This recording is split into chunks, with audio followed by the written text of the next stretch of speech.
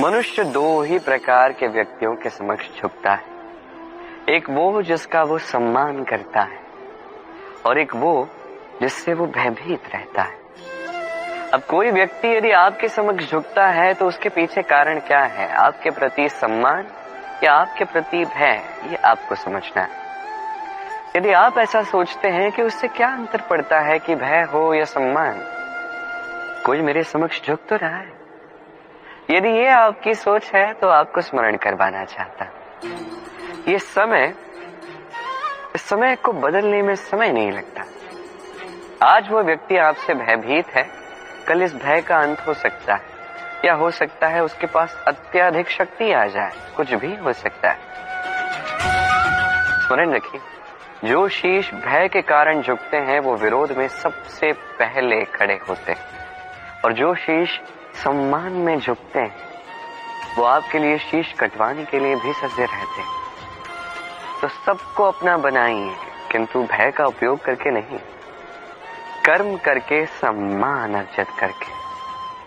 बस यही कीजिए और मेरे साथ प्रेम से कहिए, राधे राधे।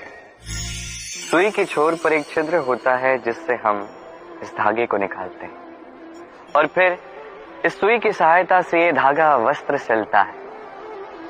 किंतु ये धागा कभी इस छिद्र में प्रवेश कर ही नहीं पाएगा यदि ये सीधा नहीं होगा। यदि इसमें कोई गांठ होगी तो वो कभी इस छिद्र से प्रवेश नहीं कर पाएगा। ठीक इसी प्रकार यदि आप किसी के जीवन में प्रवेश करना चाहते हैं, किसी के हृदय में प्रवेश करना चाहते हैं, तो आपके मन को भी सीधा होना होगा।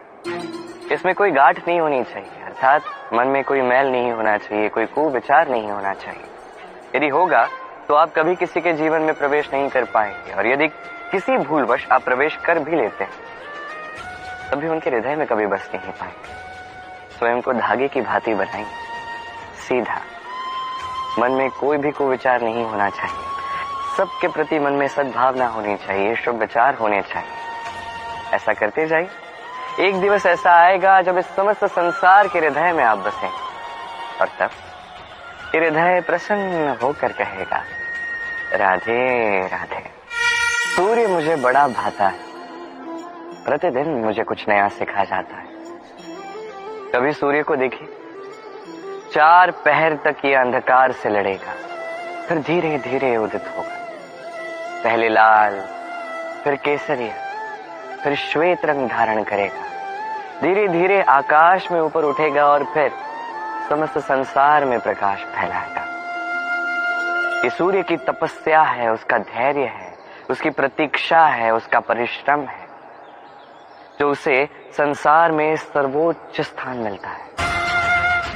यदि आप भी इस संसार में सूर्य की भांति महान बनना चाहते हैं, सूर्य की भांति इस संसार में सर्वोच्च स्थान पाना चाहते हैं, तो आपको भी सूर्य की ही भांति तपस्या करनी होगी, प्रतीक्षा करनी होगी, धैर्य रखना होगा, परिश्रम करना होगा। तभी इस संसार में सम्मान भी मिलेगा, यश भी मिलेगा। आइए मेरे साथ प्रेम से कहिए, राधे राधे। मनुष्य वर्तमान में अपना जीवन व्यतीत करता है, और उसके जीवन में भूतकाल और भविष्यकाल दोनों का महत्व होता है। ये भूतकाल जो बीत गया, जो केवल जीवित रहता है हमारी स्मृतियों में, और भविष्यकाल वो जिसकी मात्र हम कल्पना ही कर सकते हैं। अब भूतकाल की कुछ स्मृतियां ऐसी होती हैं जो हमारे लिए आनंदमयी नहीं होती, कटु होती हैं, दुखदायी होती हैं, पीड़ादायक होती हैं। हम जो कुछ भी कर लें उसे तो बदल नहीं सकते, किंतु भविष्यकाल, उसकी रचना तो हम कर सकते हैं। यदि आज हम श्रेष्ठ कर्म करें, यदि आज का ये दिवस हम आनंद के साथ व्यतीत करें, सुख के साथ व्यतीत करें, एक एक क्षण हम आनंद और प्रेम के साथ व्यतीत करें, आज के आपके ये कर्म आपका भविष्य निर्धारित करते हैं। आज आप जो भी जिएंगे वो भविष्य में जाके भूतकाल बनेगा, और तब आपको ऐसी स्मृतियां मिलेंगी जहां आपने एक एक क्षण प्रेम और आनंद के साथ व्यतीत किया, और वो स्मृतियां मीठी होंगी। तो आज ही श्रेष्ठ और उचित कर्म कीजिए, आपको निश्चित रूप से एक उज्जवल, शुद्ध, पवित्र और आनंदमयी भविष्य प्राप्त होगा। आइए मेरे साथ प्रेम से कहिए, राधे राधे। मनुष्य का जीवन होता है उसकी यात्रा, और हर एक की जीवन यात्रा का लक्ष्य भिन्न होता है। अब मन में ये प्रश्न जागता है कि इस जीवन में लक्ष्य महत्वपूर्ण है या यात्रा महत्वपूर्ण, और इस सोच में हम कहीं न कहीं सबसे महत्वपूर्ण बात भूल जाते हैं सबसे महत्वपूर्ण व्यक्तित्व, हमारा साथी, हमारा सहयात्री, जिसके साथ हम यात्रा तय करते हैं। ये अत्यंत महत्वपूर्ण है।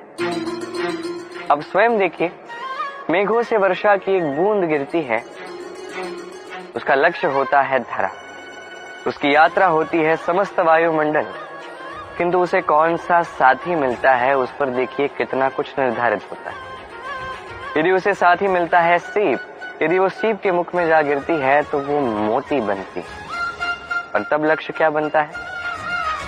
ईश्वर के आभूषण। वहीं यदि ये बूंद उसे साथ मिलता है सर्प का, उस सर्प के मुख में जा गिरती है तो वो बन जाती है विष, और तब लक्ष्य क्या बनता है? किसी के प्राण हारना। यही दर्शाता है कि हमारे जीवन में साथी का चयन अत्यंत आवश्यक, अत्यंत महत्वपूर्ण है, क्योंकि साथी का प्रभाव आपके मार्ग पर ही नहीं, आपके लक्ष्य पर भी पड़ेगा। कभी कभार तो ये आपके लक्ष्य को भी बदल देगा, कभी उचित प्रकार से, कभी अनुचित प्रकार से। ये आपके चयन पर निर्भर करता है।